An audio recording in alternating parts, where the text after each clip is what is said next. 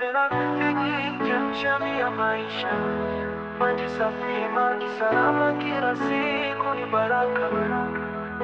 Bodi inasimamia utunzaji wa rasilimali kwa maendeleo endelevu na kizazi kijacho.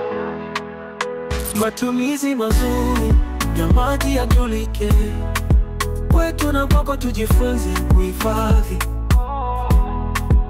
Tulinde mazingira, tuendeleze historia. Miaka ya nyuma tulikuwa tunapenda sana kuokotea mitaa hii kuni, ilikuwa inatusaidia sana.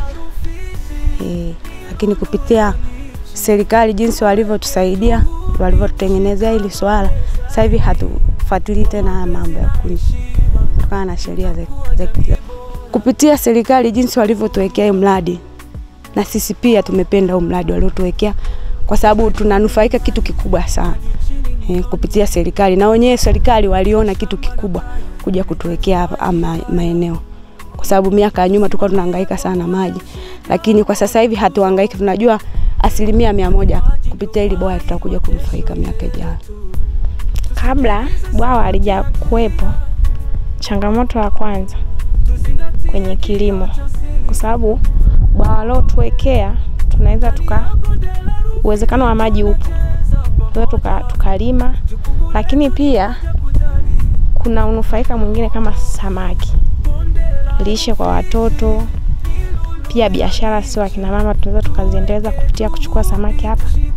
Wananchi cha kuambia waendelee kutoa ushirikiano na washirikiane na viongozi wao ili waweze kutunza mazingira. Kitu cha kwanza wanatakiwa watunze mazingira ili waweze kunufaika hapo baadaye. Watunze mazingira kwa mfano kuna watu ambao wanalima jirani na haya maeneo. Kwa hiyo hao wananchi wanatakiwa waache kulima maeneo haya kwa sababu watapelekea mmomonyoko wa ardhi.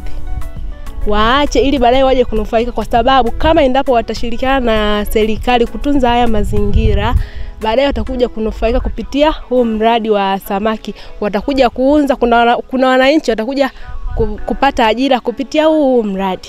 Sasa hivi kupitia serikali kwa maono yake tunaona mafanikio yapo, kwa sababu tutapata kilimo cha kiangazi, lakini pia kutokana hili bwawa litatusaidia kuimarisha afya zetu, kwa sababu tumeweka samaki.